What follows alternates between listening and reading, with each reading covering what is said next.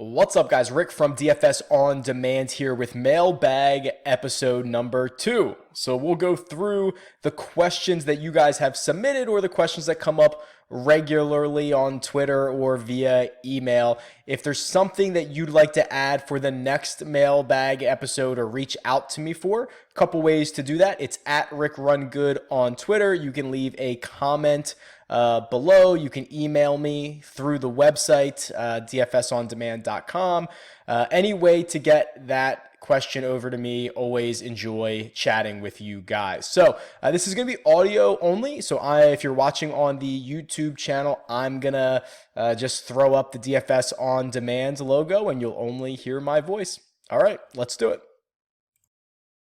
All right, I'm just going to hop right into these. So Mo asks, will you ever offer Euro Tour? Which is a very timely question considering we're in this little break between the PGA Tour seasons. This is a really difficult one for me. I think in general, I would like to offer the Euro Tour because if you're not familiar with Euro Tour statistics, there's not a lot available and they're very difficult to obtain. So it's one of these situations where if someone were to aggregate them and put them in a way the same way that my PGA data is, I think that'd be really cool. But I don't know if it's worth it because I don't know how many people are going to play Euro Tour. And it's really a double-edged sword for me, right? Because are people not playing Euro Tour because there isn't the data and the information available to them, or are they just not playing it because they don't want to? It just might not be popular, or it just might not be popular because there's not enough information. So it's really difficult for me. I think, yes, in general, I'd like to offer something for the Euro Tour, even if it's just a cheat sheet. I've kind of tinkered around with it, and I believe that I could get a cheat sheet up every single week fairly painlessly with all the other things that I have going on and need to update each week. Just a cheat sheet with maybe course history, recent form, and some of the strokes gained stats that the Euro Tour is trying to enter into. So I think that is possible. I don't know how likely it is. I'd like to try it for next year, but if everyone kind of lets me know if they'd be interested in using it, I think that'd be good. And then I don't know if I would do any content around it. That's the other part that I should probably support things with. If I'm gonna put up a cheat sheet, I should probably either include it in a video or have a standalone video, which I'm not sure I'm going to be able to do. So maybe I would just talk about it in the normal DFS video. Rob asks, since a lot of optimal lineups are less than $50,000, normally, how do you take this into account with your lineup build? Good question, Rob. If you don't know what Rob's talking about, I usually post, and I actually have this on, it's actually a free section of the website. It's underneath the live leaderboard. You can go and look at the optimal lineups, the best possible lineup that you could create after each round of a golf tournament. And to Rob's point, they're almost always like $47,500 or something like that. So I take it into account in this way, Rob, is that I don't really care how much money I'm spending. I'm not going to spend $50,000 just to spend 50. I'm not going to spend $49,900 just to spend $49,900. When you look at golf compared to other sports, leaving $1,000 on the table or leaving $500 on the table does not decrease your expected return from those 6 golfers enough to really change anything. And actually, I would argue the upside that you receive from being very unique and potentially being the only person to spend $49,500 is more important than any potential expected value you would be giving up. I mean, if you think about leaving $500 or even $600 on the table, that is $100 per each golfer in your lineup. Are you telling me that someone who is $7,900 compared to $7,800 is going, has a significantly better chance of outscoring the $7,800 golfer? The answer is no. I mean, golf is so volatile. These guys are so close to one another. I think you're doing sometimes I almost think you're doing yourself a disservice if you're only building to 50,000 just to build to 50,000. All right. Bernie asks, curious on your thoughts as to DFS golf appeal, going on the assumption that Major League Baseball and NFL users play based on a GM slash coach like feeling where they can guess at the playbook for a game and see how it plays out. What are we assuming the draw is for golf DFS? It's a good question. Bernie says, for me, it is more about the length of the game, 4 days, slower moving pieces. But I was curious as to your thoughts. Okay, really good thought, Bernie. And I've gone on the record about this, and I don't. It's probably been a while, but I think golf is the most perfectly constructed fantasy sport that we have on DraftKings. It is a weekly game, first and foremost. So just like football, where you have all week to set your lineups, do your research, that is valuable. In baseball, when you're trying to every single night research the entire league, and it's mostly driven by pitching matchups, and now there's 150 starting pitchers in Major League Baseball playing in 15 different ballparks every night. There's too much to research. There's too much. It grinds you down, and you have to do it every single day. So first of all, it's a weekly game, but unlike football, which might only last 16 or I guess 20, call it 22 weeks with like playoffs and whatever else you throw in there. Golf is all year round, so you're gonna get 40 to 50 slates a year, which awesome. Okay, so right there, it's great. Everyone starts at the same time. There's no late swaps. There's no waiting for the 4 o'clock games to swap your guys out. There's everyone starts at the same time. Everybody locks. You can turn into a fan immediately. I do think everyone plays the same course. The matchup is always the same. I mentioned, different ballparks in baseball, different defenses in other sports. The matchup is always the same. I do think that the volatility is also good. NBA DFS is almost solved. It's the guys that win the most are the guys that sit around at 6:45 Eastern waiting for the late news, and they've optimized everything, and it's almost a solved sport. Golf has a lot more volatility in it, and that allows more beginners and people who might not even be making better lineups a chance to win. I kind of relay this a little bit to golf betting, where there's really no other bet that you can get in sports where you can cash in on like 100 to 1 or a 200 to 1 bet in 4 days, which you can in golf, right? You can get someone who goes out. I mean, Adam Long was like 500 to 1 to win the Desert Classic this year. Nate Lashley wasn't even on the board.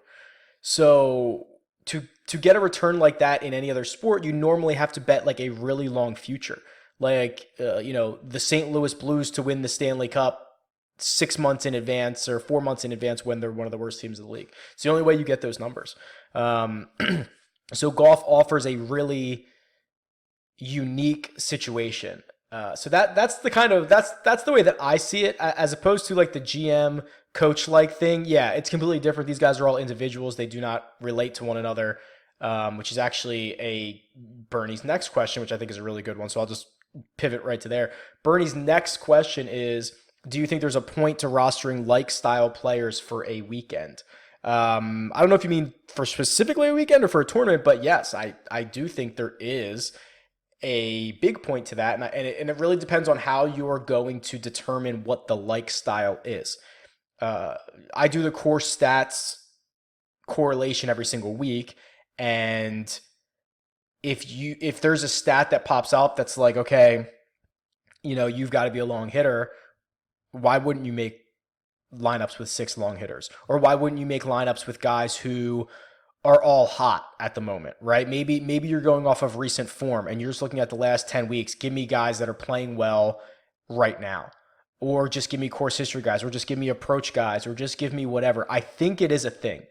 I'm doing a little bit of research on this now, kind of creating player pods, so to speak. It's a lot harder than I originally thought, but there's no surprise that some golfers play well at correlated courses. Whether it's we always hear like Augusta and like the places that you don't have any flat spots in the fairways, like Augusta and Kapalua might be correlated, for example. And if you can find guys that always play well at those two courses And then where else do they play well together? So you might find pods of players that always overperform at similar spots. And then when you get to those spots, you'd want to roster those guys. So that is that's like my pet project that I've been thinking about for a while. I've been working on for a while. It's a lot harder than I thought because there's a lot of things to look into, but I do think there is a really good point to that. This is from Tony, are we doing a DFS meetup next season? Okay, so I put this out on Twitter, and there was a big response to this. I'm happy to do a meetup somewhere. Just let me know.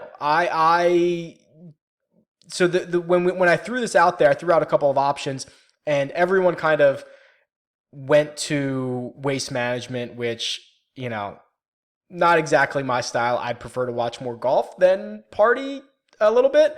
I don't know. It's Super Bowl weekend, so everybody's away for Super Bowl weekend. That wasn't a big one. I will be at the opening round of the Shriners this year. I'm making a quick trip to Vegas, so that's in a couple of weeks. I think it's October 3rd. If anybody else is there on Thursday, happy to buy you a beer, unless like 1,000 of you show up. But I'll be there Thursday for the Shriners. I think we should do something more official. I know the Honda in Florida, that's getting some love. So maybe we'll end up at Honda. I think it's in February. I will also probably be at Torrey Pines. That's close to me. So if you want to meet up at the Farmers Insurance, happy to do that. So there's a lot of opportunities for this. We just probably need someone I don't know if it's going to be me, to actually go out and kind of organize it and see how many people want to show up, and if we want to get together, if we want to play around a golf, something like that. But I do like the idea of it. So thanks for the question, Tony. Bill asks, what are your plans for next season? A lot, quite frankly, almost too much to consider here, but I'll go through this. I really want to, I'm in the process of redoing all my tools. Okay. So every tool that I use on the site, those are the tools that I use in every single one of my research processes. I'm in the process of going through and updating all of them, to be more stable, to update faster, to show more useful information, and to make the research process as seamless as possible. Those are my goals. I'm also going to be adding showdown information. Okay. So my goal is to be providing at least the showdown slates, some of that live leaderboard stuff where we can find and identify golfers who are, ready to pop in a showdown situation. I'm also looking to expand betting tools a little bit. So I have the head-to-head matchup tool on the website right now, which is really, really popular and really cool, and I like it a lot. Seeing where else I can go with that. And then one of the big things that I've gotten from you guys is to kind of do lineup reviews. And I think this is a really good point. We're constantly looking ahead in DFS golf. I think that it's well worth looking back to see, hey, did we make any mistakes last week? Is there something we could have, sewn up a little bit? And I've done this a little bit with the series around the GC Cup last year. But what I think I'm going to do this year is I'm going to pick a specific tournament and I'm going to play it every single week, no matter what. It's probably going to be a single entry. I'm leaning towards the $200 single entry, which I don't know what the name is on DraftKings, but whatever that $200 is, I know the 100 is the long drive, whatever the $200 is. And what I'll do is I'll create a video series where we're just going to chronicle that tournament, and we'll look at the other players in the field, kind of try to get a feel for how they are, what their skill sets are, how people are creating lineups, how we can then pivot around that. Excuse me. Also, what does it take to win this golf tournament? How contrarian do we need to be? What scores do we need? I think the idea of playing one tournament over and over and over again and becoming really good at that tournament is valuable, and it'll allow us to, show the research process, show the, how the contest payouts actually work, all that good stuff. So that's on there too. I also want to do I want to do some live streams. I don't know. I mean, everything is out there on the table. This is what I'm doing full time now. Content is not easy. If if I can figure out a good schedule and something that you guys would watch and be interested in, please shoot it my way. Again, tweet me at RickRunGood or leave a comment below. Hunter asks a interesting question that I might need to explain. So Hunter asks, I'll just read it. Why would you partner with Gup's Corner instead of just continuing NFL yourself? So let me step back and explain this. I have discontinued all other sports tools on my site to focus on the PGA Tour. That's an announcement I made, I don't know, probably 5 or 6 months ago.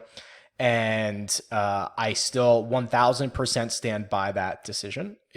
I love golf so much. The fact that I've been able to focus on it, even in this short period of time, has been freaking awesome. Let me tell you, I've learned so much in just the last handful of months. It's been great. However, with that being said, I still own and maintain these giant databases for other sports. And that's years and years of hard work that I have created. So I got a whole, Gup and I chat. So he, we kind of came to an agreement. We kind of hashed out the details of this, where it's his ideas for the tools. All I've done is create them. So I've gone through and created these tools. I'm hosting them. It's based on my data feeds. And now his users are going to have NFL tools on the site, and I don't have to, this is the big thing, I don't have to support it with content. I don't have to support multiple NFL videos every week. I can create the tools, I can automate them, I can tweak them a little bit, and it's not a huge grind on my time. When it was obviously in previous years. So this was almost just a no-brainer win-win for me to partner with Gup and create his NFL tools. I'm not creating his PGA tools. There's a little confusion about that. I think I don't know who he has creating his PGA tools, but I'm not doing it. So all the PGA stuff stays right here, stays on DFS On Demand, stays on the RickRunGood YouTube channel. It's all golf all the time. No concerns about that. So that's what's going on with NFL tools. If you want, I highly encourage you, go check out Gup's Corner for the NFL stuff. I mean, I create the tools. I back the tools. They're Gup's ideas, and I made them come to life. So it's a win-win for me. Evan asks, are you hashtag team no putt, or do you prefer guys with less upside with the irons who aren't as great of a risk to go full Luke list on the greens? Okay, this is kind of taken a mind of its own a little bit, almost in the terms of NFL's now, like running backs don't matter, zero running backs, all that stuff, right? Like these things kind of take a little life of their own. In general, yes, I am team no putt. I would prefer guys, if I can only choose one, prefer guys that play well tee to green, specifically hit their irons well, and then they can't putt. Because what we have seen time and time again is putting is super volatile. Corey Connors is the perfect example of this. Corey Connors is one of the best tee to green players in the world, quite frankly, statistically, and one of the worst putters in the world. He went out and putted average for a week, and he won at, don't quiz me on this, Valero? No, maybe. I don't know. Wherever he won, Valero, Texas Open, I think. That is how really bad putters can find themselves in the winner's circle and pay themselves off. So the flip side of that is really good putters need to constantly be putting well, and then try to have like an outlier approach week, which we've seen not happen nearly as often. So that's the thought process here. Obviously there's both sides of this, but I would prefer guys that can't putt. This is a really thoughtful question from Art. If you had a son who wanted to work in sports analytics, where would you point him academically if his college doesn't specifically have a sports analytics degree program? I might not be the right person to answer this. I don't know. It's been a while since I've been in college. I did not go to school for anything like this. I went to school for marketing and business. I think there's a couple of things. If anything data driven, right? Anything math data driven, but also the computer sciences usually have something that can get you close. I think that's probably more important than being specifically into sports. Trying to find a skill set that might be more computer sciencey, and then translating that to the field that you want to be in, whether it's sports or whatever else, I think is probably a better foundation. That's my opinion. I don't want to, direct anybody's life, but that's my opinion, Art. I wish I was more thoughtful about it.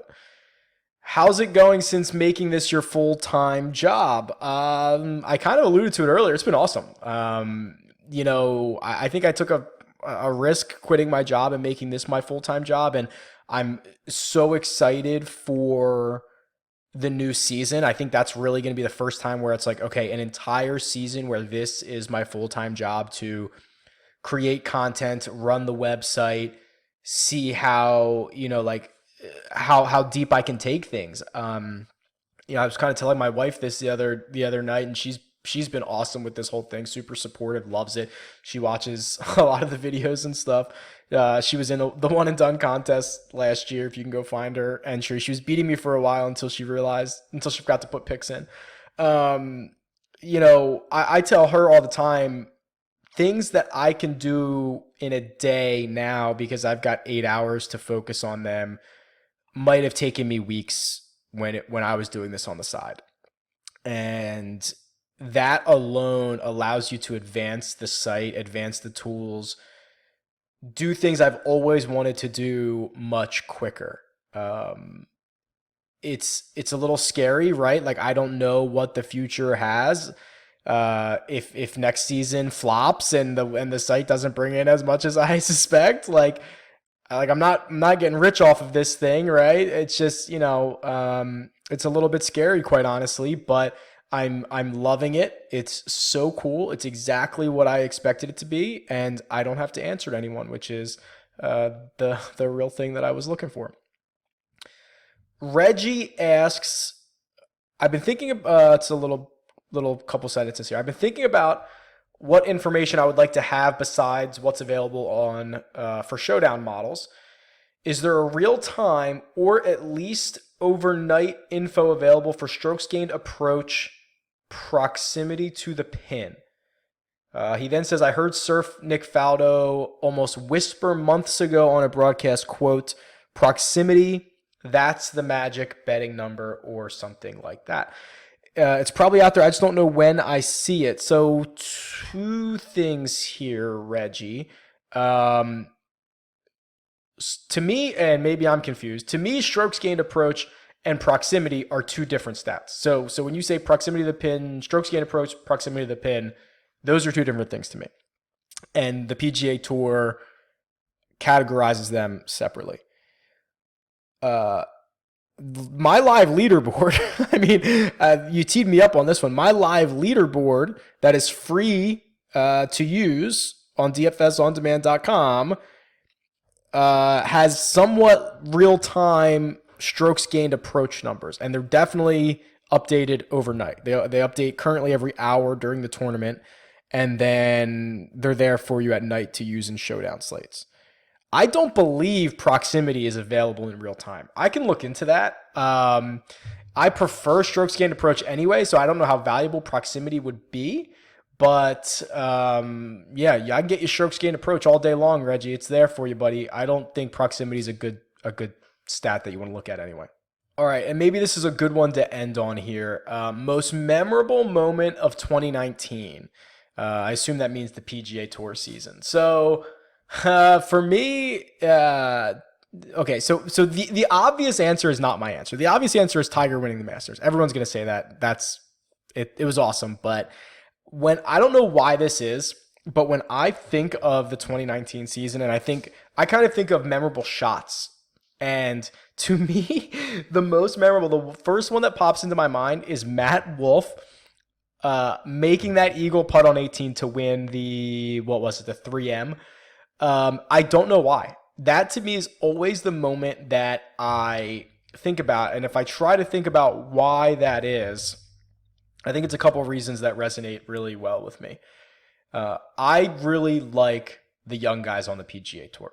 I love where the PGA Tour is right now, where even not even the super young guys, even the guys that we thought were young a couple of years ago, like Justin Thomas, Hideki, Ricky Fowler, like those guys are all still young. And then you're just getting a constant influx of these really good guys coming out of college. Bryson, Colin Morikawa, Victor Hovland, Matt Wolff. Like, I love that. That to me is so incredible for the tour that they're just getting this constant, never-ending supply of really young talent. Like, I think it's really special, and that resonates with me a lot. And then what I also think really resonates is to see a young kid who is, I don't know how old he is now, but I'm pretty sure he was 20 when he won this thing. He couldn't even celebrate with a drink afterwards. To see the elation in his face and how excited he was and how pumped he was when that putt went down. And what I always love is these life-changing moments. I love Rory, do not get me wrong, but Rory winning the Tour Championship and an extra $15 million doesn't move the needle for me like watching Matt Wolff in his sixth tournament on the PGA Tour, playing for his tour card, making a putt to win $1.5 million, locking up his tour card status, realizing that this is the correct path he has chosen. Because how many of these kids show up on the PGA Tour, grind it out, never get that win, and have to go do something else with their lives? And they always wonder if I would have won, if I would have done whatever. I think that's a really special, life-changing moment. The $15 million for Rory changes his life in almost zero way. The guy's got all the money in the world from Nike. I know he plays for more than that. He's already got a tour championship. He's already, one of the greatest golfers probably to ever play the game. Like, Rory's awesome, and I hope he wins everything. But in everything he does, he's kind of already done, right? I mean, it's just not life-changing for him. So to see Matt Wolff change his life was super cool. So that's what, I don't know why, that's what I remember the most. And it just always comes to mind when I recap the season, that one shot. And it was awesome. All right, that's probably a good place to end. I mean, we're closing in on 30 minutes here. I ran through, I don't know, about a dozen of these. I still have some more, so I'll continue to compile them.